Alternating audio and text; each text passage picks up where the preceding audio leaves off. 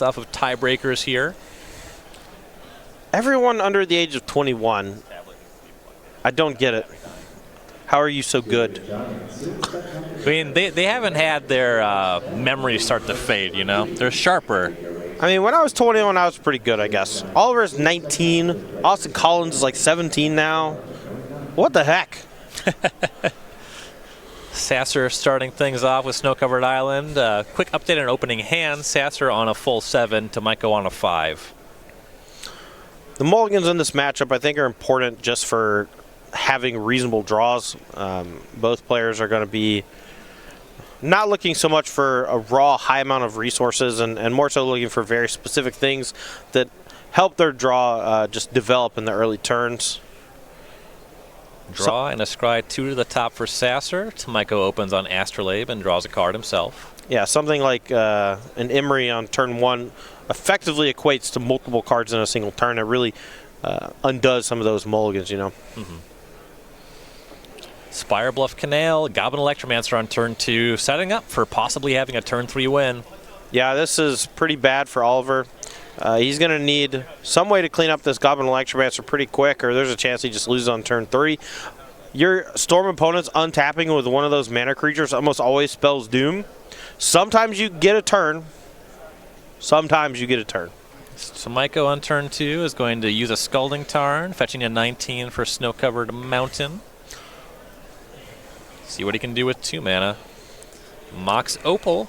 I see a backup Mox Opal. I think we're going to see Engineering Explosives on 2, float a mana, play another Opal, and then blow up the explosives to take care of the Electromancer. And this is going to buy Oliver at least one more turn, but that's yet another card he's down after a mulligan to 5. Yeah, bought him some time, but like you said, 2 for 1 himself. And Sasser with a backup mana creature. It's Baral, Chief of Compliance. No third land drop. No, but Oliver does have another Engineering Explosives and the land to go with it, so he can clean up this Baral as well. That's going to leave Sasser with no mana creature here. So a lot harder for that deck to combo out without a mana creature sticking on the battlefield. Turn 3 Tomajko will fetch up a Plains to 18. Another Engineered Explosives. This time doesn't have to spend an Opal to use it. Cracks that and passes to Sasser. So last card in hand is an Astrolabe, so he does have a redraw next turn. But if he just finds like land Urza or even land Paradox Outcome, he's right back in this game even though he's low on resources. Sleight of hand for Sasser, finds the third land. It's Fiery Islet, goes to 19, using that to cast Merchant Scroll and finds Remand. Yeah, Merchant Scroll lets him dig for any blue instant. Remand here pretty good against this Urza Ascendancy deck, especially if he gets untapped without anything really threatening on the other side of the battlefield. Tomajko will cast that Astrolabe you mentioned. Draws a card off of that. Looks like he's just got a bunch of mana at his disposal, Everflowing Chalice, maybe a Mishra's Bauble picked up. Can let him cycle for next turn, but this turn he's basically done. Might actually want to wait a turn to play the Everflowing Chalice so he gets one more multi-kicker out of it. That extra mana might be worthwhile in some spots later in the game. At the very least, he can look at his top card before making that decision.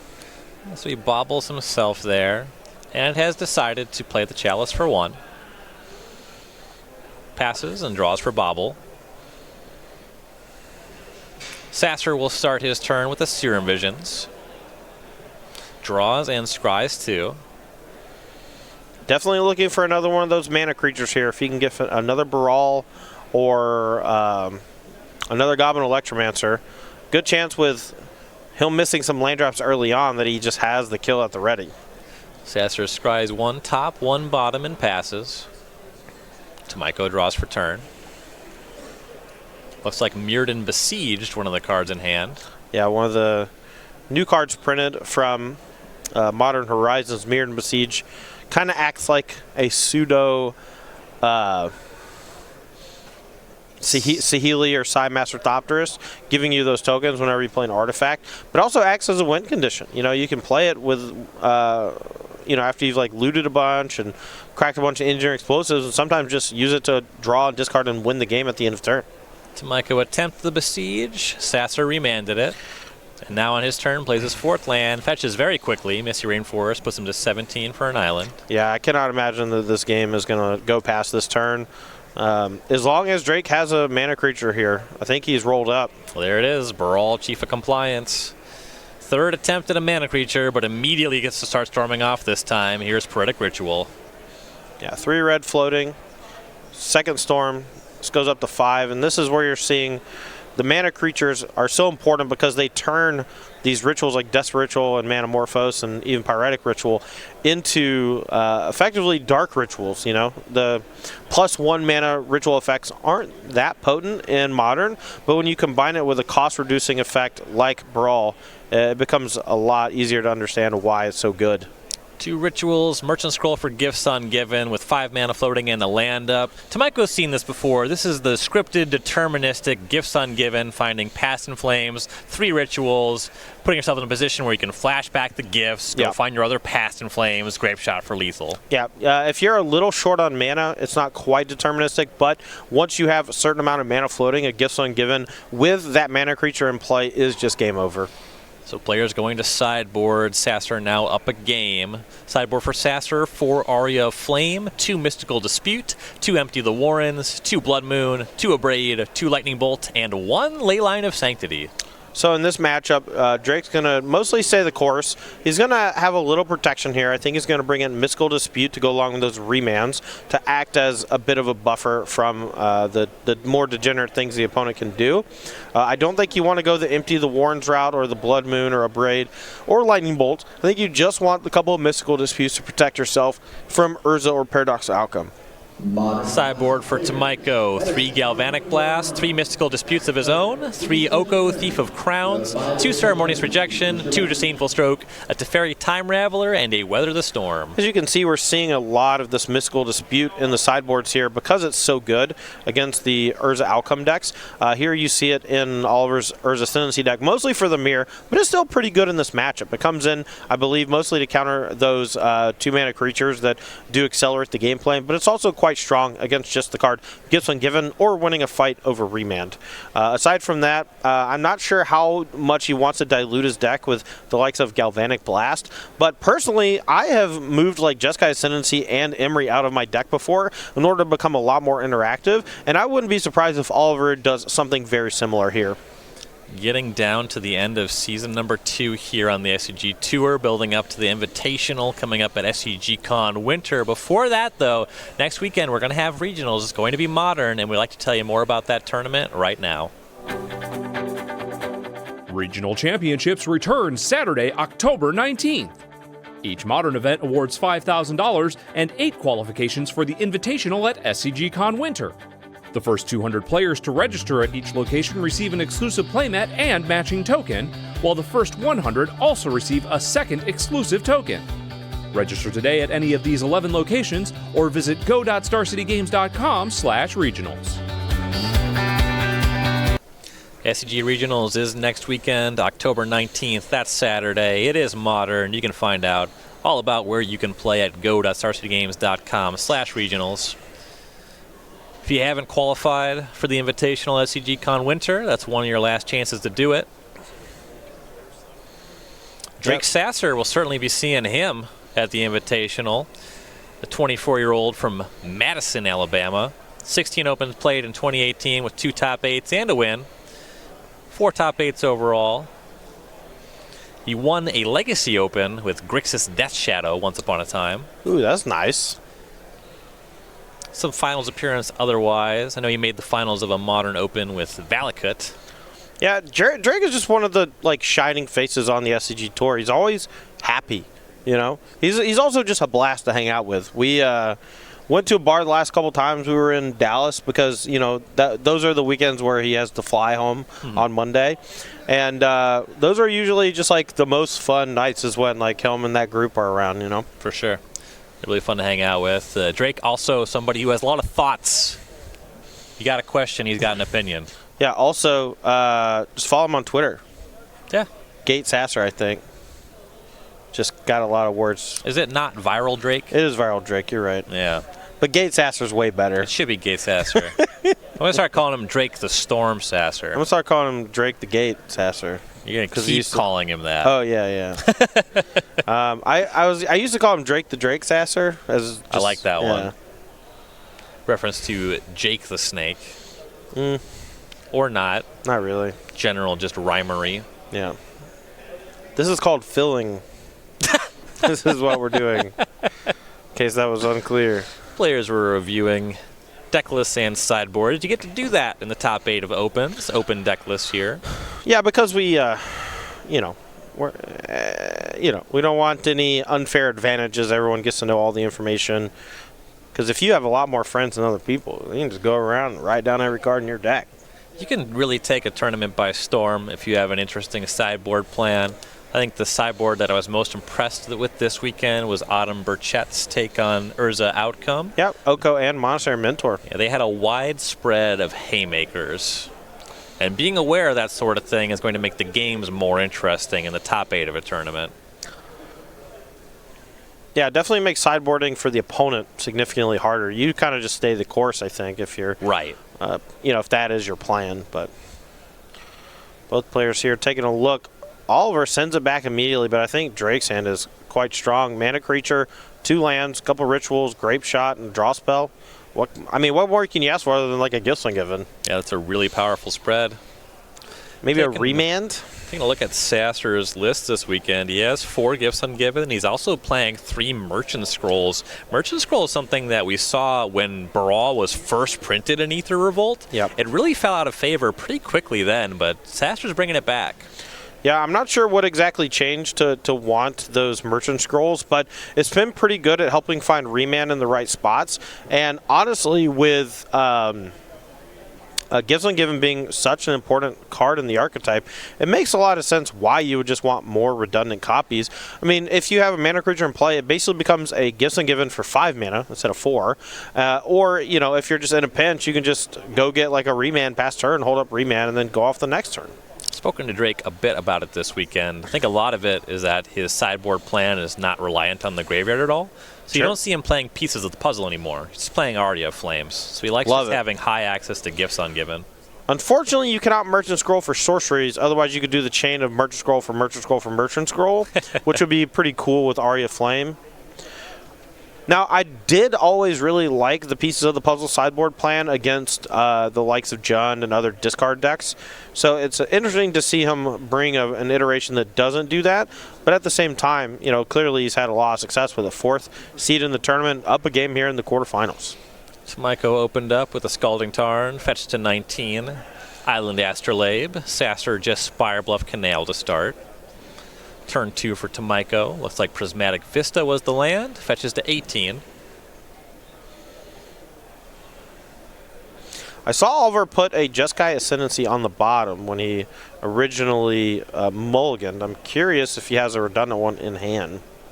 Or if he just doesn't want to go for that plan because he doesn't have access to Emery. Ascendancy is really only a combo in this deck with Emery. Doesn't really do much otherwise. Sure. Found Stokeover Mountain, and here's Emery. Astrolabe makes that cost 2. He'll mill 4. Engineered Explosives, the only artifact. 3 lands with it. End step, Sasser will opt. Merchant Scroll, the card that he's looking at. Probably a little too slow. If I'm Drake, I don't know if he brought in like Lightning Bolt or something. Needs to find an answer here to Emery, or there's a chance he just loses next turn to a Jeskai Ascendancy. Kept on top. Now is drawn for turn. Pluto Delta will be his land. Fetches to 19. He's going to cast Merchant Scroll. I hope. Does he have a Force Negation in his deck? Because if he doesn't, he's dead. I'm pretty sure he's dead. I saw Oliver Tomajko had a Jeskai Ascendancy in hand. Let's see what you can do, buddy. Fine was Gifts Ungiven. Yeah, there's no Force Negation in this deck list. Interaction points mostly going to be remand. He has 1 copy of Echoing Truth in the main. Oh no.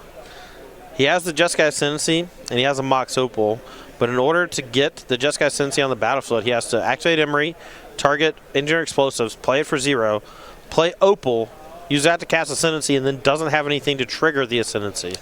So you're saying that milling over these 3 lands, you would rather have drawn 1. Yes, I am saying that. That's what I heard. He also needs an artifact that is self-sustaining with Jeskai Ascendancy, something like Mistress Bauble, a second Mox Opal. Oliver is a little short here, and Drake does have an Echoing Truth in hand, so might have a shot here if he goes land, Goblin Electromancer, Echoing Truth on the Emery. Next turn, he can maybe combo off. So there was the play you outlined. Tomajko had to put a lot of work in to cast the Ascendancy and wasn't able to follow up immediately. Ascendancy is on the battlefield, but Tomajko had to pass. Let's see if Sasser can capitalize. Yeah, but it's so much worse. Ascendancy is so much worse without Emery on the battlefield because it needs to be able to activate to really get that advantage. So if Sasser here just goes Mana Creature into Echoing Truth to Emery, he's going to be in decent shape unless Oliver randomly has land plus Emery plus Saheeli Sublime Artificer to make a hasted copy. Well, Sasser's turn was land number 3, Echoing Truth Emery. I thought he had a Mana Creature. Yeah, maybe he's hiding it. I do believe I see Goblin Electromancer. Maybe he is hiding it. Yeah, maybe he has just a full combo the turn he casts it. Sure. Well, if he has a full combo the turn he casts it, maybe he just needs one more land. I'm not sure. Right. Emery redeployed. That's why. Mystical Dispute. That's the one. That's a good reason why. Yeah, you want to leave that one up, and that worked. Now we're back on Sasser's side. We know about a Gifts Ungiven in hand because of Merchant Scroll. Turns out all these one-mana counterspells they keep making are pretty good. Yeah. Veil Summer just really hammering the black and blue decks. Mystical Dispute really hammering the blue decks. Sasser will shock to 17, now deploys Goblin Electromancer. Tomajko at the ready with a Galvanic Blast on that one. Yeah, and that's going to clean it up, and it's going to allow Oliver to loot off the Jeskai Ascendancy if he so chooses. Sasser, if he really wants it, can Ritual Gifts Ungiven in response. And it looks like he really wants it, because here's Desperate Ritual. I have your topic. In first place, the 21. All right, here comes Ritual. Here comes Gifts Ungiven. That's going to allow him to dig for some stuff. In second place, with 20 points. Ritual. Facing Road. Can't get the same one. Different names. Place third through 9. So there's one red mana floating here. I can't imagine we're going to see anything happen with that. Sasser's getting the triple Ritual Past in Flames pile. Not nearly as detrimental without one of those mana creatures, but it does gonna give him 2 cards to work with, and if he draws one of the mana creatures, he could potentially combo off next turn with a little luck. I guess Oliver just does the same thing here, but might actually not give him the Manamorphose because of that free draw. But the mana here, the mana is always the bottleneck for the Storm decks. If you can shut off their mana a little bit, you should almost always try to. Right, Poetic Ritual, Past in Flames go to hand. Desperate Ritual, Manamorphose to the bin. Tomajko will now resolve that Ascendancy trigger from the Galvanic Blast. Discards a backup Urza Lord High Artificer, looking for mana here to play the one in his hand. See if he finds it. Looks like the hand is Urza, Paradoxical Outcome, and some others. What's really nice that I always forget is that once you make Urza, you get the Card Instruct token, and you can tap it for blue. And then whenever you play a non-creature spell, you actually get to untap it and generate an extra blue from the Jeskai Ascendancy. That's busted. It's real good. That's a lot better than putting Noble Hierarch in your Jeskai deck, which we used to see for Jeskai Ascendancy, that sort of thing, the 4-color decks. Yeah, my favorite is just when people play Dryad Arbor. Ooh, that is nice. Yeah. All right, well, here's Urza. There was land number 3. That plus Mox Hope will cast it. Tomajko will pass. What was the standard card they used? Was it like Sylvan Awakening or something? Or it's 2 mana, target land becomes a 4/4. Oh, what a draw here. Baral. We know about some rituals. We know about a Past in Flames in the hand here. Gifts Ungiven's already in the graveyard. This is enough. This is resolving. Yeah, this game is over. Oliver packs it in. That brawl off the top was sick. And Drake Sasser. 2-0 victory over Oliver Tomajko. Urza eliminated from the